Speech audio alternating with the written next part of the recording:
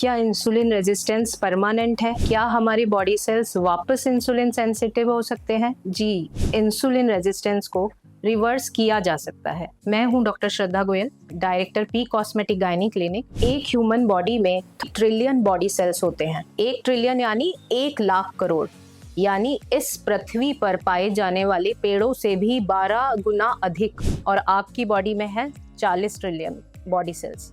प्रत्येक body cell पर इतना एक लॉक एंड की मैकेनिज्म है अनगिनत हार्मोन्स के लिए। सोचिए कितनी अमेजिंग मशीनरी आपको भगवान ने दी है। तो आज हम बात कर रहे हैं एक ऐसे ही हार्मोन की, इंसुलिन की, जिसका लॉक एंड की मैकेनिज्म जब बॉडी सेल्स पर फेल हो जाता है तो इंसुलिन रेजिस्टेंस हो जाता है। महर्षि चरक ने एक सुगम व सफल जीवन के लिए 4 बातों को महत्वपूर्ण बताया है: आपका आहार, निद्रा, योग व संयम। इसी बेसिस पर मैं अपने पेशेंट्स को लाइफस्टाइल चेंजेस 3 पार्ट में डिवाइड करती हूँ: nutrition, exercise and happy mindset. ये 3 पिलर अगर आप फॉलो कर लेते हैं तो आप कोई भी रेजिस्टेंस से सफर नहीं करेंगे। तो सबसे पहले आप स्मार्टली स्विच कीजिए सिंपल कार्बोहाइड्रेट से कॉम्प्लेक्स कार्बोहाइड्रेट, यानी जिन फूड ग्रेन्स में आपके फाइबर ज़्यादा है, साबुत अनाज जैसे कि जौ, बाजरा, ज्वार, रागी। और इन मिलेट्स की क्या खासियत है कि इनमें लो जीआई है, ग्लाइसेमिक इंडेक्स लो है और फाइबर रिच होने की वजह से ये आपको फुलनेस का, आपकी गैस्ट्रिक फुलनेस रहती है और ये ब्लड शुगर को तुरंत स्पाइक नहीं आने देते, जिसकी वजह से इंसुलिन बार बार नहीं पड़ता और इंसुलिन रेजिस्टेंस नहीं होता। आपकी बॉडी सेल्स इंसुलिन को फिर सेंसिटाइज हो जाते हैं। दूसरा, आप पोर्शन कंट्रोल कीजिए।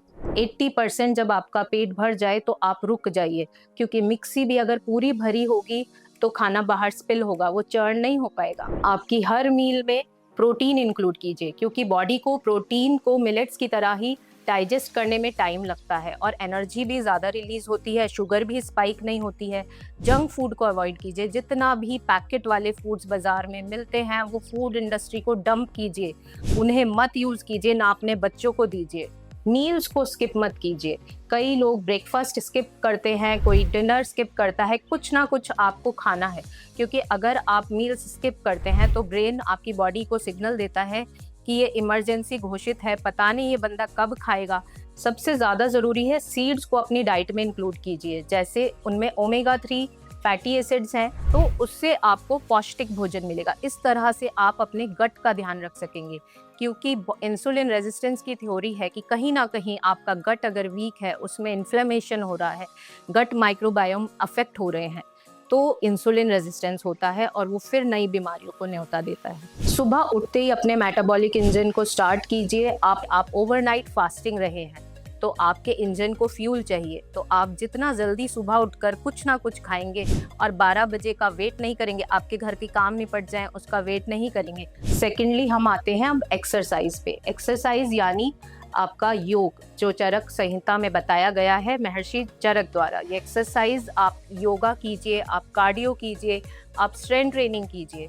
योगा एंड स्ट्रेंथ ट्रेनिंग आते हैं आपके एनारोबिक वर्कआउट में, जब आपकी मसल्स जल्दी से ग्लूकोज डिप्लीट करती हैं, विदाउट ऑक्सीजन भी वर्क करती हैं, और ये है आपकी बॉडी को फैट बर्निंग मशीन में कन्वर्ट कर देता है। इवन 48 आवर्स तक जब आप आराम भी कर रहे हैं तो आपकी मसल्स वो फैट को बर्न करती हैं। कार्डियो एक्सरसाइज कीजिए जिनसे आपका हार्ट रेट बढ़ता है। एक्सरसाइज तो आप कर लेंगे, पर हमेशा ध्यान रखिए pre workout and post workout meal का। जब भी आप स्ट्रेंथ ट्रेनिंग या कार्डियो करें, हमेशा एक्सरसाइज के पहले कुछ खाना है, आपके अंदर कुछ एनर्जी होनी चाहिए। पोस्ट वर्कआउट मील यानी जब आपकी एक्सरसाइज हो जाती है तब आपको प्रॉपर हाइड्रेट करना है, आपकी बॉडी को प्रोटीन के साथ ग्लूकोज भी लेना है। कोशिश कीजिए प्लांट बेस्ड प्रोटीन यानी सत्तू वगैरह पर शिफ्ट होइए, जिसमें कोई ब्लोटिंग या गट को अफेक्ट करने की प्रॉब्लम नहीं है। कुछ एंटीऑक्सीडेंट्स भी आप ले सकते हैं। अगर आप इन बातों का ध्यान रखते हैं तो आप देखेंगे कि आपके सेल्स बहुत अच्छे से रिस्पॉन्ड कर रहे हैं। तीसरा, आप सर्केडियन रिदम फॉलो कीजिए। सर्केडियन रिदम क्या होती है? आपकी बॉडी की बायोलॉजिकल क्लॉक, यानी हमारे शरीर के अंदर भी एक क्लॉक है जो सन के साथ चलती है। एज सन राइजेस आप भी उठ जाइए, आप भी अपना कार्य शुरू कीजिए। आपकी बॉडी का मेटाबॉलिक इंजन स्टार्ट हो जाता है, उसमें फ्यूल डालिए और मेटाबॉलिज्म तब देखिएगा पीक पर जाएगा। जैसे जैसे सनसेट हो रहा है आप भी स्लो डाउन हो जाइए, काम डाउन हो जाइए और अपना डिनर बाय 6 to 7 PM ख़त्म कर लीजिए। जिससे आपको सुबह तक 12 घंटे एक इंटरमिटेंट फास्टिंग, ये बेस्ट वे है करने का। तो आप 12-13 घंटे में देखेंगे आपकी बॉडी डाइजेशन ख़त्म कर कर हीलिंग स्टार्ट कर देती है। तो उसको वक्त दीजिए, इंजन पूरे टाइम भी चालू रहेगा तो सेल्स नहीं वर्क करेंगे। इस तरह से अगर आप सर्केडियन रिदम फॉलो करेंगे तो कॉर्टिसोल आपका फ्रेंड होगा, एनिमी नहीं। चौथा मैं आऊँगी हैप्पी माइंडसेट, यानी आपका stress control, sleep cycle control. Stress, ज़्यादा अत्यधिक स्ट्रेस से आपके कॉर्टिसोल हार्मोन सिक्रीट होता है और कॉर्टिसोल आपकी बॉडी में ग्लूकोज स्पाइक करता है। अगेन ग्लूकोज स्पाइक होने से इंसुलिन बढ़ता है और फिर सेल्स इंसुलिन को रिस्पॉन्ड करना बंद कर देते हैं। तो आप एक गुड स्लीप साइकिल फॉलो कीजिए, निश्चित समय पर सोएं, निश्चित समय पर उठें, लॉन्ग स्क्रीन टाइम ना करें, क्योंकि जब आप सोते हैं तो आप ये समझिए आपको आपका ब्रेन एक मेलेटोनिन हार्मोन यानी स्लीप हार्मोन सिक्रीट करता है जो इंसुलिन रेजिस्टेंस को कम करता है और आपकी बॉडी में हीलिंग कराता है।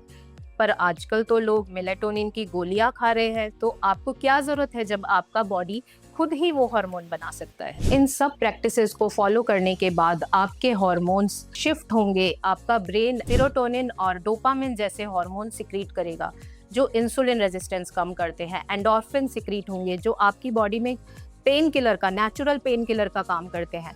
तो जब हमारी बॉडी ये सब नेचुरल हार्मोन सिक्रीट कर सकती है तो हम क्यों नहीं इसको समझते।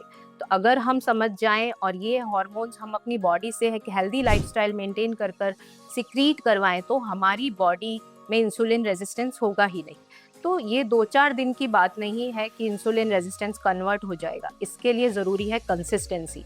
तो आप इन चीज़ों को जो मैंने प्रैक्टिसेस बताई हैं, इन तीनों पिलर्स को अगर आप फॉलो करते हैं तो विद इन 2 to 3 मंथ्स आप देखेंगे कि आपके सेल्स इंसुलिन सेंसिटिव होने लगे हैं, आपके सिम्टम्स रिवर्स होने लगे हैं।